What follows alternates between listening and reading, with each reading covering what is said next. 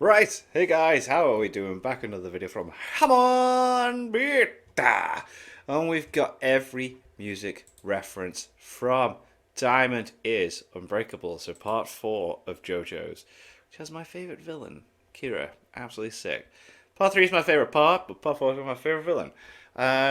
Loving these every music because obviously the original's cool. It was like the music and the but this is like more in depth, more examples, and sometimes some stuff that isn't just music references. So let's get into this. Have on beat. Yeah. Let's go. Welcome back to another episode Let's of me go. going over every music reference in the JoJo That's series. Prince. With part 3, we started to see JoJo parts get much longer, and part 4 is no exception, with it being even longer than part 3. Yeah, and again, I feel like the second part to part 3 was the more interesting part. I feel the second part 4 was more interesting. Here we also see another big change with the main stand naming convention completely shifting to music references, something that would become a mainstay for the series. Because it was mainly people, wasn't it, rather than things. So yeah, the stands really do get a lot of references. Yeah. As you may already know, I made a series in the past going over the series' references. However, due to copyright, they've had to be repeatedly shortened and in some cases are very hard to keep uploaded. With this new voiced format, I can remedy this, while also going much more in-depth and showing off some of the lesser-known things about the series. It does make sense to do this. Like, I can get why you would want it, you know, it's like, oh, that's like one of my most viewed things, how do I do it again? But at the same time, a lot of copyright issues. It was just like the music, and then it's like bad company, and then it's like, oh, that's what it is. Like, but yeah, this makes more sense. This approach, as well as the sources that confirm many of the series' references. There's a lot to go over this time, so let's finally get into the references. all right. Our first reference is with our protagonist, Josuke Higashikata. His appearance seems to be inspired by the musician Prince. Yes. In fact, in Diamond is Unbreakable's 4th chapter, his favorite musician is actually listed as Prince in his bio. Oh, that's sick. That's cool. All right. While Part 4 began publication in 1992, the story takes place in 1999. This may have been influenced by the song and album 1999, we're gonna celebrate and party like it's... Yeah. 9 by Prince. Josuke's stand, Crazy Diamond, is named after the Pink Floyd song Shine On You Crazy Diamond. Oh. This reference, along with most of them in this part, was officially confirmed in Shueisha Jump Remix. Right. A re-release of the manga that included some special features. Cool. When necessary, I'll bring up this source again, Cool. but just know that it covers almost every stand in the part. Right, awesome. In the English localized version, Crazy Diamond's name was changed to Shining Diamond, still referencing the song, but in different words. Angelo's name is confirmed by Jump Remix to be based on the American composer Angelo Badalamenti, best known for his work with the director David Lynch. David Lynch's TV series Twin Peaks, which Badalamenti composed for. Oh, wow, and that must be such a huge reference on the actual, like, show itself. Is also likely to have influenced Part 4's premise and small-town Yes, definitely, yes. setting. Angelo's stand, Aqua Necklace's namesake, is actually unknown. The most commonly agreed upon choice for it seems to be the album Aqua from the band Asia. Right. This choice most likely stems from Asia being a type of band that Araki would normally like, But nothing confirmed. and it's made up of members from bands that Araki references frequently. Twin Peaks is definitely a huge, like, influence on Part 4, though. Definitely the way that it's done. Asia's album covers are also done by the artist Roger Dean, who Araki has paid homage to many times. However, this is one of the few unconfirmed stand references in the part. Some have contradicted this one by pointing out that Aqua Necklace made its debut in the manga on June 1st of 1992, Right. about a week before the album actually released. Oh, gosh. Although other sources showed that the album actually had a release prior to the one we can find on Wikipedia. And we can also see a Japanese release for March of the same year. Right. So I think it is possible that Araki had this album, or was at Maybe. least aware of the album's release beforehand, although it is pretty close. But we don't know. Okuyasu's stand The Hand is based on the Canadian-American rock band The Band. This is one of the ones I got the most pushback over in my previous series, with many claiming it was impossible for this to be a reference. But has he backed it Despite up? this, however, it is directly confirmed to be referencing the Nice. band in Jump Remix. Love that. I love when people have got like, backing it up. Yeah, let's go.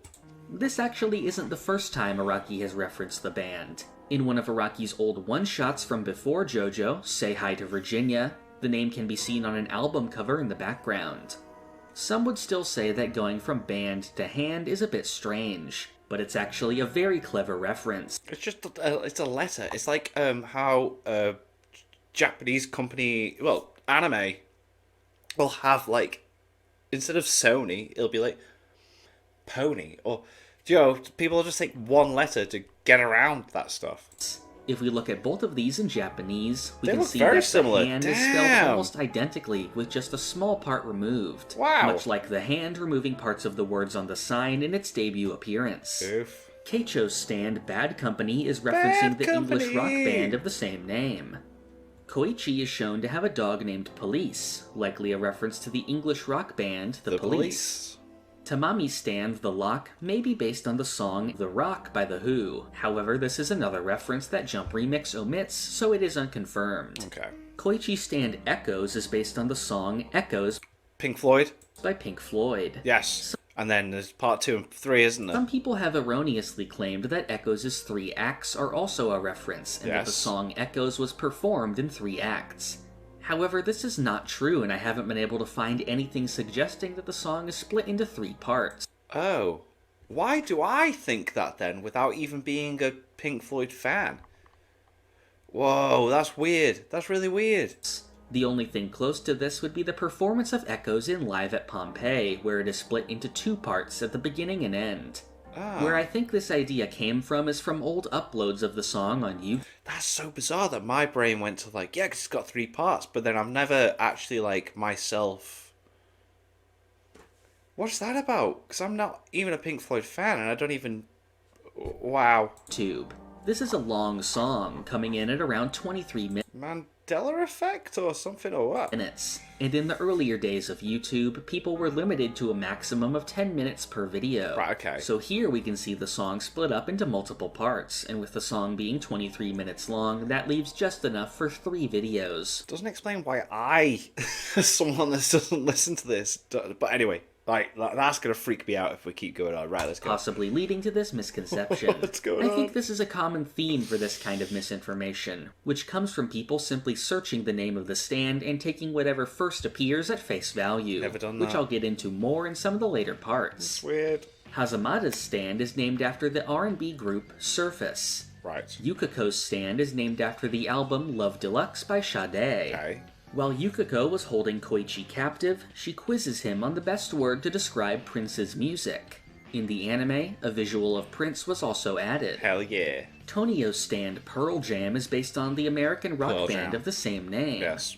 During this arc, Jeremy Oguyasu compares the harmony Parker. between the mozzarella and tomato to a Simon and Garfunkel duet.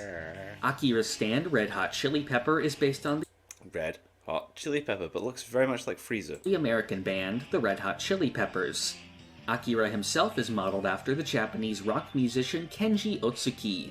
Oh, I didn't know that. Wow, that is very. Even the on the face, cool. Notably sharing the same iconic hair and makeup. The pins that Akira wears on his wrists read AC and DC, DC, yeah. referencing the band AC/DC.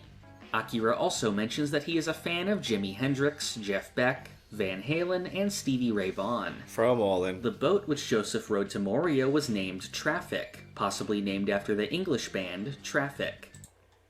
Never. Joe, I say never heard of, but I probably have heard a song by them, but I don't know from just hearing the name who that is. Shizuka's stand Achtung Baby is based on an album by U2. Oh. Rohan's stand Heaven's Door is based on the Bob Dylan song Knockin' on Heaven's Door. Knock, Jump knock, Remix knockin' specifies on that it's a heaven's reference to door. this Wow. original version and not the popular cover by Guns N' Roses. Yeah, I just did that. The Hey, stand hey, of the Rats hey. was called Rat with 2 T's, based on the heavy metal band of the same name. Ah. The characters Raimi and Arnold are 2 that are sort of difficult when it comes to references. What sort of used to be the agreed upon reference among fans, and one I went with in an old upload of my series, was the idea of the two being a reference to See Emily Play and Arnold Lane by Pink Floyd. Right. However, there's quite a few points against this. First, neither of these references have any official confirmation. Okay. And for Part 4 in particular, it's odd that a reference for a major character would be left out when practically everything else is confirmed in Jump Remix. Mike, she is pretty integral to the story, so yeah.